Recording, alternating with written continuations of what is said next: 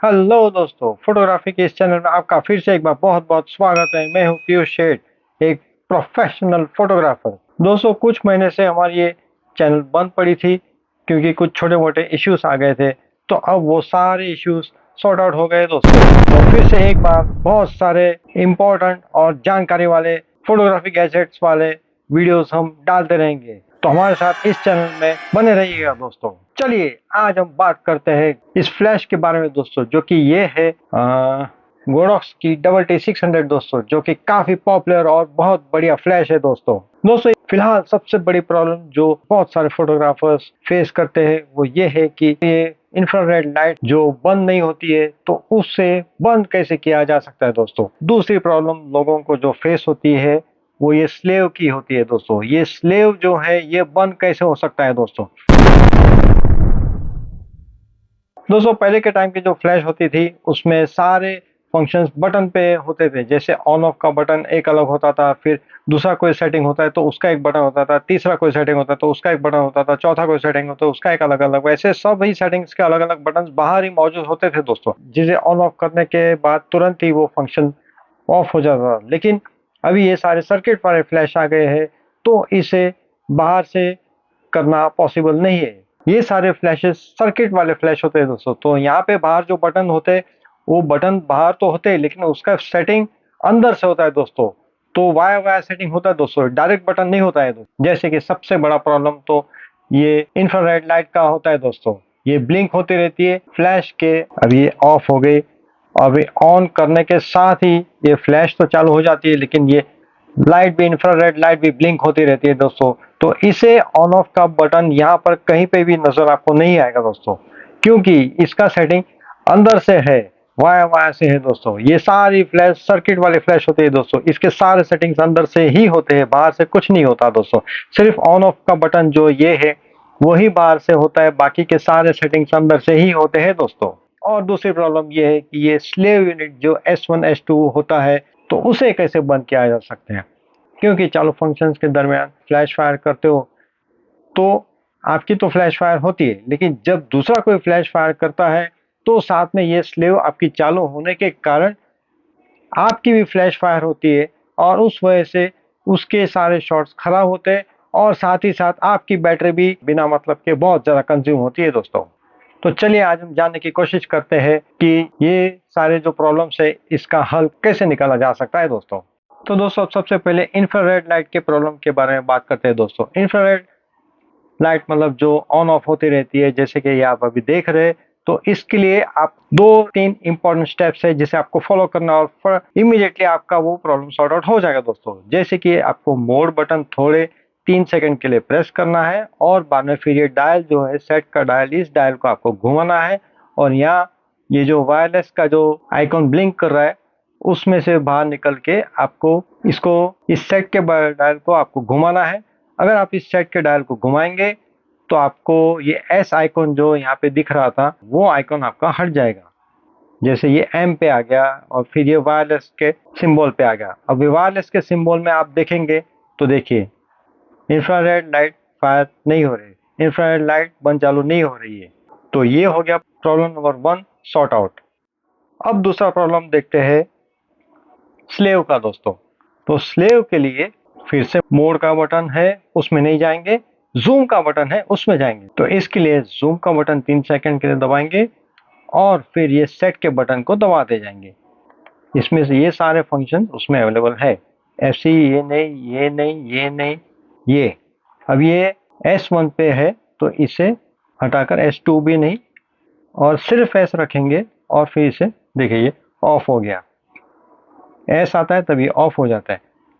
फिर से देखते हैं S1 में 51, S2 में 52 है और S में ये हो गया ऑफ, OF ऑफ। तो ये हो गया स्लेव बटन का प्रॉब्लम सॉर्ट आउट। देखिए अभी ये यहाँ से S1 S2 ये भी गायब हो गया, फिर ये यहाँ से ये सारी चीज गायब हो गई। तो इस वजह से ये स्लेव अभी दूसरों के फ्लैश फायर होने की वजह से ये स्लेव ऑन था, इस वजह से फायर होता। तो ये S1 S2 जो यहाँ पे चालू था इस वजह से दूसरों की फ्लैश फायर होते भी आपकी भी फ्लैश फायर होती थी, तो ये नहीं होगा। और दूसरा यहाँ पे जो इंफ्रारेड के लिए जो था तो वो S लिखा होता, S में से अगर आप M या फिर वायरलेस ट्रिगर के सिंबल पे अगर आप आ जाओगे और फिर मोड को दबाओगे तो वो भी आपका क्लियर हो जाएगा दोस्तों। तीसरी प्रॉब्लम ये है दोस्तों कि यहाँ जूम का बटन तो दिया हुआ है, जैसे कि अभी ये है 24 से स्टार्ट होता है, 20 से स्टार्ट होता है, सॉरी 20, 24, 28, 35, 50, 78, 85, 100, 200 तक है दोस्तों, मतलब 20 से 200 mm तक का है। लेकिन ये 20, 200 है क्या दोस्तों, ये सारी चीजें आज हम डिस्कस करेंगे दोस्तों। मतलब इसका मतलब ये है कि ये 20 mm है, तो अगर आप 20 mm का लेंस यूज करते हो तो इसका जूम का सेटिंग आपको 20 mm पर रखना है, सिंपल सी बात है। और वैसे ही अगर आपका लेंस समझो 20 से घूम के अगर आपका 50 mm हो गया, तो ये डायल को घुमा के आपको 50 mm तक लेके आना है। ये 50 हो गया, फिर यहाँ पे सेट कर देना है, ये सेट हो गया और आप बाद में फिर उसके साथ यूज कर सकते हो। लेकिन अगर आपका लेंस जूम लेंस है 24-105 या फिर 70-200 है या फिर कुछ और, तो उसके हिसाब से जूम रेंज के हिसाब से आपको यहाँ पे इसकी सेटिंग भी आपको चेंज करनी होगी दोस्तों। तो वो आपकी फोटोग्राफ में फ्लैश इक्वली सारी जगह पर फैल के आएगी दोस्तों। जैसे अभी समझे इसे हम 20 mm पे लेके आते हैं, अभी इसकी सेटिंग को आप देखिएगा। अभी इसे हम सुना देते हैं और अभी ये जूम का जो रेंज है अभी यहाँ से 20 से 24 हो गया। देखिए ये पीछे जा रहा है, फ्लैश की ट्यूब पीछे जा रही है, देखिए पीछे पीछे पीछे पीछे जा रही है, तो 200 mm तक एकदम पीछे चली जाती है। और बाद में फिर अगर जूम लेवल कम करते हैं तो देखिए आगे आगे आगे आगे आगे आती रहती है। ओके, ऐसे है, ये है जूम का खेल। तो ये शायद आपको समझ में आ गया होगा दोस्तों। तो इस कॉन्सेप्ट को इस टॉर्च लाइट के द्वारा मैं आपको समझाने की कोशिश कर रहा हूँ। देखिए, गौर से देखिए, ध्यान से देखिए ज़रा प्लीज़। अब ये है, समझिए ये है 200 mm, तो पूरे स्क्रीन में सिर्फ एक ही जगह पे आपको लाइट दिख रही है। इसका मतलब ये, अगर आपका ये लेंस समझो 20 mm का है और फ्लैश में सेटिंग आपकी 200 mm की है, तो इस तरह से फ्लैश की रेंज आपको आएगी। इस तरह से फ्लैश आपके पिक्चर में इतने ही पार्ट में फ्लैश जाएगी, जबकि बाकी के सारे एरियाज में आपको ब्लैकआउट नज़र आएगा। लेकिन जैसे ही अगर आप इसकी जूमनेस को बढ़ा देते हो तो फिर 200 से कम कम कम कम होते जाएगा होते जाएगा होते जाएगा। जैसे देखिए आप, ये पूरा स्क्रीन को भी कवर कर रहा है धीरे धीरे धीरे धीरे, जैसे आपकी जूम रेंज बढ़ती जाएगी। तो ये हो गया फिर फुल 20 mm दोस्तों। देखिए पूरे स्क्रीन में पूरी लाइट फैली हुई है।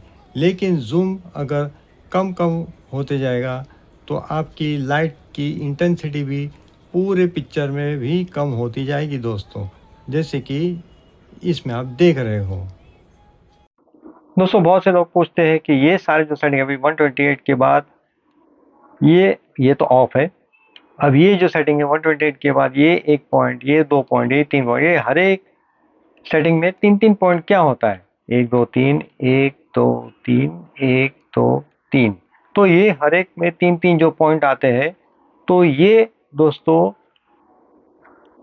1/16 के बाद 0.3 के जितना फ्लैश की पावर ज़्यादा बढ़ती है और बाद में 0.7 की ज़्यादा बढ़ती है और बाद में फिर वो 8 तक हो जाता है दोस्तों। तो 8 और 16 के बीच में ये सारे 3 स्टेप्स दिए हुए हैं जिससे आप फ्लैश को कंट्रोल कर सकते हैं दोस्तों, ताकि आपका फ्लैश जितना आपको चाहिए उतना ही प्रॉपर परफेक्ट अमाउंट पे आप रिलीज कर सकते हो। तो दोस्तों उम्मीद है ये सारी चीज़ें आपको बराबर से समझ में आ गई होगी। फिर भी किसी भी चीज़ को लेकर आपको कोई भी डाउट है तो आप कभी भी पूछ सकते हैं। वीडियो के द्वारा आपको जो जानकारी चाहिए थी वो ज़रूर मिल पाई होगी दोस्तों। तो दोस्तों पूरा वीडियो ध्यान से और शांति से देखने के लिए बहुत बहुत शुक्रिया।